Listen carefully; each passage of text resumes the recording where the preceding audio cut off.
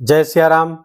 मैं आचार्य राजेश श्री राम जन्मभूमि अयोध्या से। प्रिय दर्शकों, मान सम्मान, उच्च पद प्रतिष्ठा, उच्च सरकारी नौकरी, राजनीतिक सफलता, जीवन की समग्र सफलता, आत्मा, पिता आदि के कारक ग्रहों के राजा सूर्यदेव 13 अप्रैल की सायंकाल 4:45 पर अपनी वर्तमान जल तत्वीय राशि मीन राशि को छोड़ करके मंगल की उग्र और उष्ण राशि अग्नि तत्वीय राशि मेष राशि में प्रवेश कर जाएंगे, जहां पर वो उच्च के हो जाएंगे और 14 मई तक उच्च के होकर वहां गोचर करेंगे।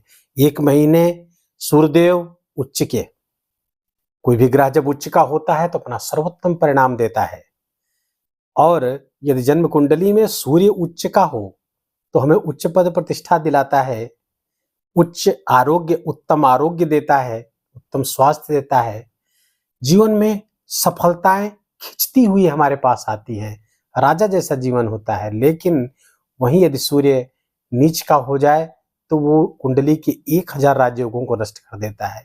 या फिर सूर्य बुरा हो जाए, अच्छा ना हो, तो बार बार असफलता का सामना करना पड़ता है, तमाम रोग घेरे रहते हैं, अपमान का भय छाया रहता है, जीवन असफलता की तरफ मुड़ता हुआ दिखता है, परेशानियां कंटिन्यू आती रहती हैं। तो इन चीजों को समझते हुए अब आप समझ रहे हैं कि सूर्य का ये गोचर कितना ही शानदार होने जा रहा है, क्योंकि सूर्य उच्च के होने जा रहे हैं। और धनु राशि के जातकों के लिए सूर्य का ये गोचर किसी वरदान से कम नहीं है। सूर्य आपके त्रिकोण के स्वामी हैं, नवम स्थान के स्वामी होकर और त्रिकोण में ही बैठ रहे हैं। त्रिकोण का स्वामी त्रिकोण में उच्च का बैठे, सर्वोत्तम गोचर ये होता ही है। सर्वोत्तम अत्यंत श्रेष्ठ स्थिति ये होती है। अब इस स्थिति में धनु राशि के जातकों को सूर्य के इस गोचर के सर्वोत्तम परिणाम प्राप्त होने वाले हैं। आपकी भाग्य वृद्धि होती हुई दिख रही, कहां से? ज्ञान से, शिक्षा से, संतान से। आपकी अपने संतान से, संतान की एक्टिविटीज पे आपको प्राउड फील होगा, गर्व करेंगे आप, संतान पक्ष से इतनी अच्छी समाचार आएंगे। आप स्वयं विद्यार्थी हैं तो ये आपके लिए उत्तम स्थान है। अपने भाग्य की चाबी इस समय आपके ज्ञान के क्षेत्र पर है। अपने ज्ञान से, अपने शिक्षा से अपने भाग्य का दरवाजा खोल दीजिए और भाग्य का दरवाजा खुलते ही सब कुछ सहजता से प्राप्त हो जाएगा। तो ये गोचर एक महीने आपके लिए अत्यंत श्रेष्ठ गोचर लेकर के आए हुए हैं। सूर्य आपको अत्यधिक लाभ की स्थिति, धन लाभ की स्थिति, क्योंकि सोर्स ऑफ इनकम के स्थान को देखेंगे, यहाँ पर 11वें स्थान को देखेंगे, डिजायर्स के स्थान को देखेंगे, इच्छा पूर्ति आपकी होती हुई दिख रही है। तो यह सूर्य चूंकि त्रिकोण वो धर्म का भी है, धर्म त्रिकोण कहा जाता है, तो रिलीजियस एक्टिविटी में इन्वॉल्व रहिएगा, कुछ पूजा पाठ धर्म अध्यात्म की चीजें करते रहिएगा। इससे आपका भाग्य भाव जागृत होगा और शिक्षा, संतान आदि पक्ष से बहुत शुभ समाचार आते हुए दिख रहे हैं। लेकिन यहाँ पर सावधान करूंगा, धनु राशि की ऐसी माताएं बहनें हमारी जो प्रेग्नेंट हैं, या फिर ऐसे भाई जिनकी पत्नियां प्रेग्नेंट हैं, उनके लिए सूर्य का ये गोचर अच्छा नहीं है, गर्भ को खतरा हो सकता है। उसके लिए मैं एक बहुत ही सटीक उपाय आपको बताता हूं, और इसको प्रायः मैं बताता रहता हूं जब ऐसी स्थिति आती है। आप अखिल विश्व गायत्री परिवार के कोई सेंटर तलाश लीजिए, पूरे वर्ल्ड में है, जहां भी रहते हो।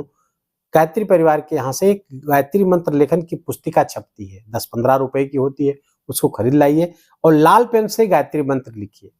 हो सके तो 3 पेज रोज लिखिए, सूर्य भगवान का ध्यान करिए।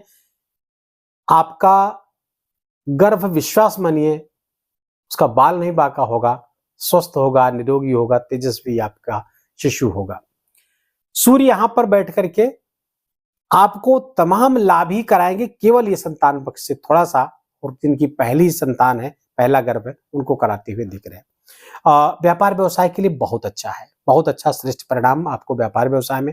कोई नया कार्य करना चाहे, कोई नया व्यापार शुरू करना चाहे, बहुत उत्तम समय है, इसको आप कर सकते हैं। सरकारी नौकरी कर रहे हैं, बहुत श्रेष्ठ है, बहुत श्रेष्ठ परिणाम वहां आते हुए दिख रहे हैं। उच्चाधिकारियों की अनुकूलता, सरकार की अनुकूलता से सारे कार्य आपके बनते हुए नजर आ रहे हैं। प्राइवेट नौकरी में है, वहां भी आपको ऐसे प्रोजेक्ट पे लगाया जा सकता है, ऐसा प्रोजेक्ट प्राप्त हो सकता है जो लंबे समय तक आपके लिए लाभकारी हो। फॉरेन में जो लोग हैं, फॉरेन से जो लोग जुड़े हुए हैं, उनके लिए भी बहुत ही शानदार ये गोचर होगा। बहुत अच्छे अच्छे प्रोजेक्ट उनको प्राप्त होंगे, बड़े अच्छे अच्छे ऑफर आएंगे, प्रॉपर्टी के भी लाभ उनको होते हुए दिख रहे हैं। जो ऐसे जो फॉरेन में लोग रह रहे हैं और घर की तलाश में थे, उनकी तलाश इस गोचर से पूरी हो सकती है। और संतान पक्ष से थोड़ी सी चिंता उनके स्वास्थ्य को लेकर के आ सकती है, लेकिन वो कोई बहुत बड़ी नहीं है जिसके लिए कोई विशेष उपाय करने की आवश्यकता है। कुछ नहीं, बस सामान्य से कुछ समस्याएं इस समय गर्मी के कारण हो सकती है, उष्णता के कारण हो सकती है, कुछ एलर्जी आदि की समस्या पैदा हो सकती है। बाकी बहुत अच्छा। हाँ, प्रेम संबंधों के लिए भी ये सूर्य अच्छा नहीं है, जो लव अफेयर्स में है। तो ये सूर्य यहाँ पे विच्छेद कारक ग्रह है, क्योंकि उग्र होगा तो आपकी वाणी उग्र हो जाएगी, आपके स्वभाव में कुछ उग्रता आएगी, जिसके कारण से ये सूर्य विच्छेद वहां पैदा कर देंगे और आपका संबंध टूट सकता है। इसलिए बहुत सावधान रहें, बहुत सजग रहें, और खास करके 27 अप्रैल तक तो बहुत ही सावधान रहने की आवश्यकता है, अन्यथा संबंध टूट सकता है। गोचर कुल मिलाकर के आपके लिए बहुत अच्छा है।